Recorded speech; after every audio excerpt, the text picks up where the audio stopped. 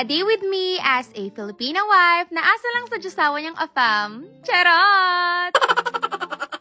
So kaninang habang nag-workout ako, bigla lang tumibok yung puso ko. Binulungan ako, sabi niya, punta ka ng Ross today. Tapos sabi ko, ay ayoko mapagastos today. Tapos ayun, ayoko naman makipag-away sa sarili ko. Kaya ayun, sinundo ko na si Sab. Tapos pumunta na kami dito. Napapadala si mga pamimili ko kung mapapansin nyo. Yun ay dahil pauwi na kami ng Pilipinas. Siyempre hindi naman pwedeng umuwi ng walang dala. Kahit paulit-ulit kong sabihin ng sarili ko na uuwi ako, hindi na ako magdadala ng pasalubong, nagpapabalik-bayan box naman ako. Pero hindi ko pa rin mapigilan. Ang sarap kasi mga bakla ng feeling kapag naibibigay mo na yung mga bagay na hinahangad mo nung maliit ka pa. Wala pa kaming isang oras dito pero si Sab turo na ng turo. Ang sabi ko sa kanya, pumunta tayo dito, hindi para sa akin or para sa'yo, kundi para mamili ng mga pasalubong para sa pinsan mo. Naintindihan naman niya. May nakita nga pala akong sinelas na parang ang lambot-lambot, tas ang mahal-mahal din. Ay, ang ganda nito mga bakla, kaso wala nang size para sa amin. Kakasabi ko lang na hindi kami bibili ng para sa amin, pero nagtitingin-tingin lang naman. Tas may nakita akong magandang suklay. Alam niyo yung mata ko, mabilis siyang ma-attract kapag ganyan ang kulay.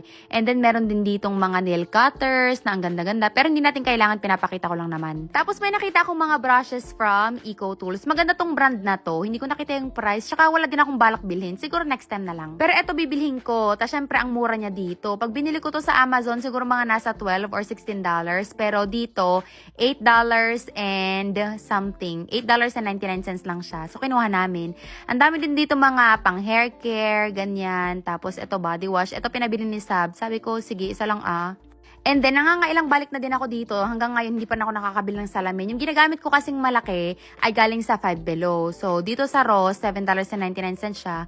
Kaya, okay din. Basta hindi lalagpas ng $10 pag salamin. O, ayan. Medyo imbarred na si Sabta. Yung lalaki daw lumalapit sa amin. Feeling niya gusto akong ligawan. Sabi ko, charot-charot ka, girl.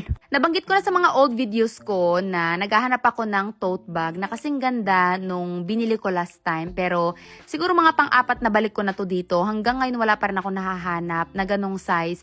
Yung pang travel, yung pang mommy. Alam mo yung kasya lahat ng problema mo, ganun. Pati yung mga magiging future problema mo, kasyang-kasya doon. Pero hanggang ngayon wala pa rin ako mahanap. Ang ganda pala nitong Aldo na bag, parang LV.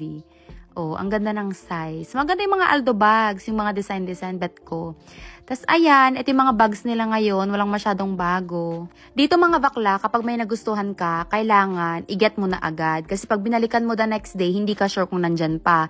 Hindi naman sila laging may ganun. Kaya minsan, pag may nakita ako dito talaga, pinapakiramdaman kong mabuti. Pag tumibok ang puso ko, get na agad. Ang ganda rin ng isang pink na bag. May mga natanong pala sa akin kung original daw ba yung mga binibentang bags dito sa Ross. Oo mga bakla, kasi ang pagkakaalam ko bawal ang mga knock-offs dito. Parang may batas yata na hindi mo pwedeng i-imitate yung mga gamit-gamit ng mga brands, lalo na yung mga mamahalin.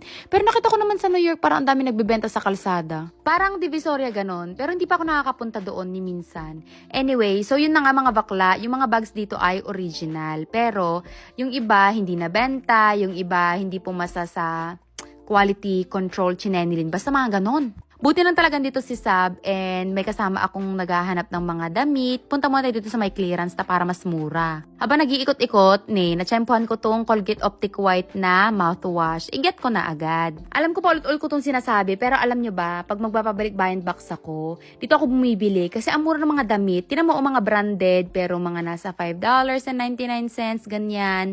Tapos may nakita si Sab na pantalon. Sabi ko, kung kasya mo, kasya ko. Sabi niya, bagay sa'yo to mami pero feeling ko bet niya din. So, kung kanino sa amin magkasya, sa kanya na. Pero ginet namin to. Kapag nga pala gusto kong bumili ng mga pantalon para sa akin or para kay Sab, kasi medyo magkalapit lang yung size namin, dito ako pumupunta sa panglalaki na pambata.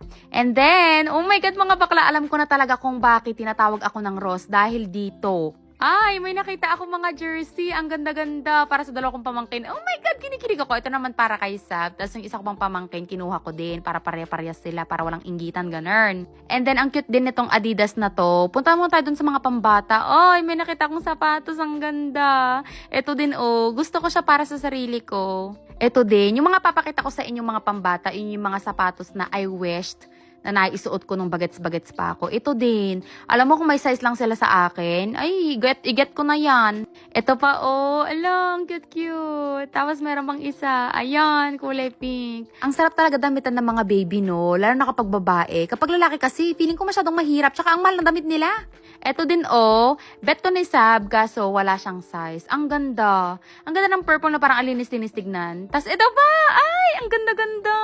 Ito pa, oh, mga bakla. Ang gaganda ng mga kulay. Parang ang sarap-sarap sa mata. Alam nyo, kung pwede ko lang bilhin lahat ng gusto ko, bibiling ko. Kaso syempre, marami tayong bills. Tapos titingin din pala ako ng mga laruan. Kaso ang lalaki, sabi ko, doon ko na lang sila ibibili. So ayun na nga, uuwi na sana kami. Tapos sabi ni Sab, kailangan daw niyang gumamit ng restroom. Kaya yung pumunta kami dito sa banda dito. And then parang gusto ko na naman tumigil at magtingin ng mga bagong tuwalya, tsaka mga bedsheet. Pero ayun, dumiretso lang ako ng tingin kasi mahirap mabudol. Baka lalo tayong matagalan dito, mag-grocery pa ako. So yung CR, katabi niya yung mga medyas. Magtitingin lang sana ako ng medyas, tapos napadpad kami dito. Tapos may mga nakita akong jersey naman. Oh my God! Kinikilig talaga ako mga bakla. Alam ko na talaga kung bakit ako tinatawag ng Ross dahil sa mga jersey na yan. Ang dami ko nakikita mga ganda, ang dami ko nakikita mga bet ko. Sabi ko, oh my God, hindi tayo pumunta dito para sa atin, pero hindi naman siguro masama kung magtitingin tayo ng mga para sa atin, di ba? So ayan, si Sab, pinanghanap niya ako ng mga ng mga jersey, ayun, mga crop top, ganyan. Tapos mga large at saka medium. Alam mo naman mga sizes dito mga bakla. Yung small dito parang large para sa akin. Pero ayan, ang dami niyang nahanap. Meron din ako mga crop top na nakita. Ito maganda tong top na to, pero hindi ko binili. And ayan, papunta na tayo sa exciting part! Tinulungan ako ni Sab maghanap ng mga jersey. Nagustuhan niya yon. Ang kaso mga bakla, yun ay medium. Wala na kaming mahanap na small. Ito, natsyempohan ko na may small. Ang kulay naman niya ay parang cream. Tapos ito yung bet niya. Ayoko ng puti kasi libagin ako. Mabilis niya madumihan sa akin. Tapos may nakita siyang mas maganda, kaya ayan, nag-change mind. Ang ganda, no? Yung kulay pink sa likod. Ang ganda talaga ng combination ng pink and sky blue. So, ito yung mga jersey na nahanap namin. Puro medium. Ito, SpongeBob SquarePants na hindi ko naman alam yung kwento dahil nga laking batibot at mahiwagang baul ako. Ito naman, Stitch. Tapos susunod, hindi ko alam yung modelo. Pero parang ang ganda. Pang lalaki siya. Ito, Spider-Man. Ang ganda. Inisip ko nga kung mabebetan ng kapatid ko, pero hindi na siguro kasi matanda na siya. Ano na yun yung kapatid ko, 25 yata. Tas ayan, ito yung nagustuhan ni Sab kanina. And then, sunod, ay na nagbeg mo ni Sabon. Ayan, Mickey Mouse and Friends. Oh, di ba ang ganda? Kaso hindi ko bet ang puti. Tapos eto naman yung ibang klase.